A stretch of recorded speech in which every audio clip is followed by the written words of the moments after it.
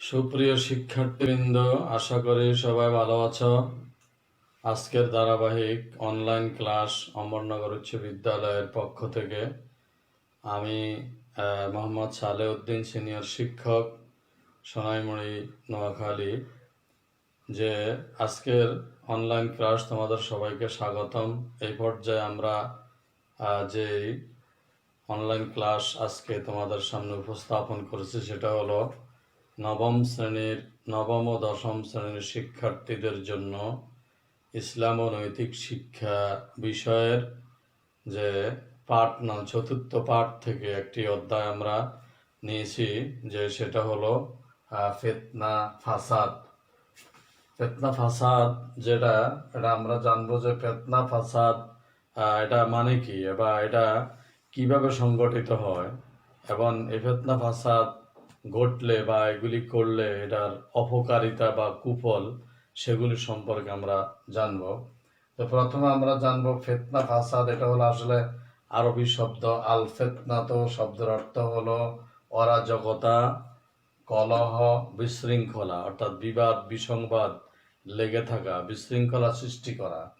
ইসলামী শরীয়তের পরিভাষায় ফিতনা ফাসাদ বলতে বিপর্যয় সৃষ্টি ও বিশৃঙ্খলা সৃষ্টি করাকে ফিতনা ফাসাদ বলে। কোনো সমাজে, কোনো বাড়িতে, কোনো গ্রামে, কোনো ইউনিয়নে বা কোনো রাষ্ট্রে অর্থাৎ ত্রাসের সৃষ্টি করা, মানুষকে ভয় ভীতির মাধ্যমে, অর্থাৎ অত্যাচার অবিচারের মাধ্যমে, সন্ত্রাসের মাধ্যমে, বিভিন্ন ভয় ভীতির মাধ্যমে মানুষকে একটা বিশৃঙ্খলিত করে তোলা, এটাই হচ্ছে ফিতনা এবং ফাসাদ।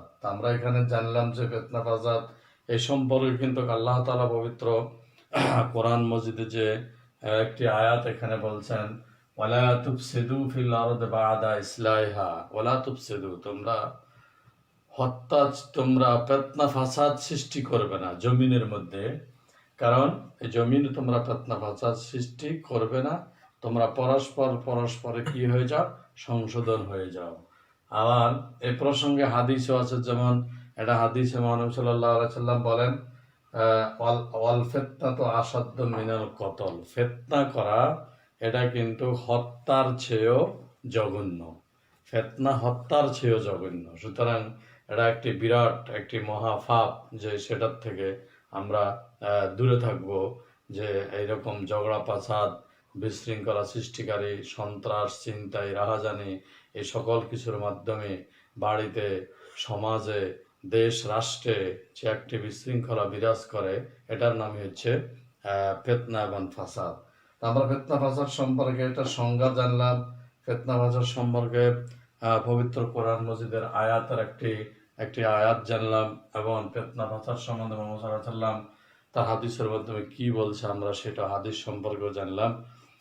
এবার আমরা জানবো যে ফিতনা ফাসাদ সম্পর্কে, যেমন ফিতনা ফাসাদের অপকারিতা। যখন কোনো সমাজ, রাষ্ট্র, বাড়িতে যখন ফিতনা ফাসাদ লেগে থাকে তখন এটার অপকারিতা কি, অর্থাৎ এটার কুফলগুলো কি, সেটা আমরা জানবো। যেমন জীবনে সর্বস্তরের বিপর্যয় নেমে আসে ফিতনা ফাসাদের কারণে। মানুষের স্বাভাবিক জীবনযাত্রা থেমে যায়, সেটাও ফিতনা ফাসাদের কারণে। সমাজে উন্নতি হয় না, এগুলোও ফিতনা ফাসাদের কারণে সংগঠিত হয়। মানব জীবনের কোনো নিরাপত্তা থাকে না।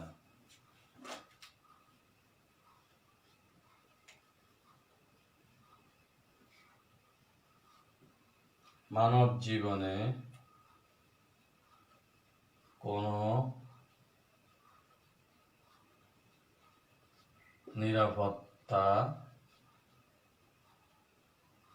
থাকে না। অর্থাৎ যখন এই সকল কলহ বিশৃঙ্খলা সৃষ্টি হয়, তখন মানুষের জীবনে তখন বিপর্যয় থাকে না, এবং মানুষের জীবনের কোনো নিরাপত্তাও থাকে না।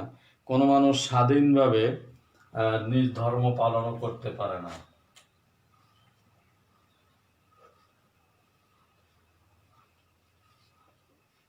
স্বাধীনভাবে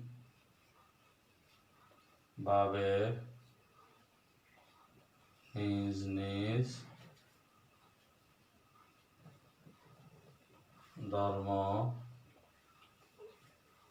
পালন করতে পারে না। এগুলো ফিতনা ফাসাদের অপকারিতা। আমরা আরো যেন মানুষের মাঝে ভয় ভীতি ছড়িয়ে পড়ে, সদা সর্বদা ভয় ভীতি ছড়িয়ে পড়ে।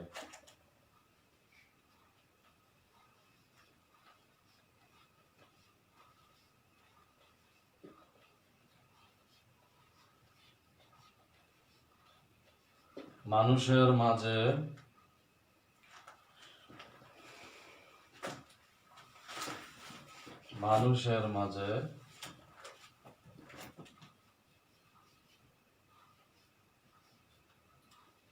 ভয়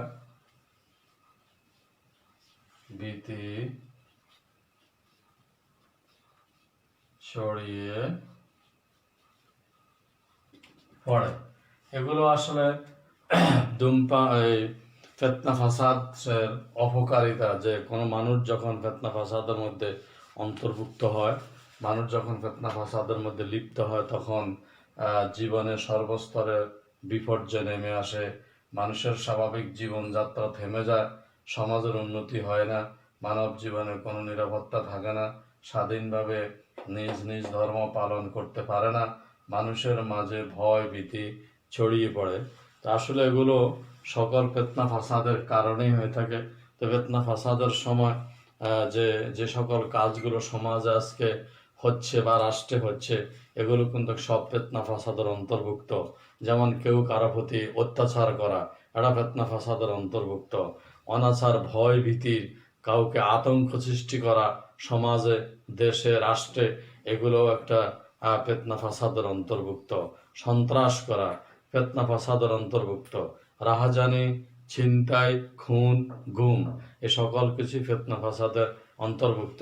তা আমরা সমাজ থেকে বা রাষ্ট্র থেকে ফিতনা ফাসাদ দূর করার চেষ্টা করব।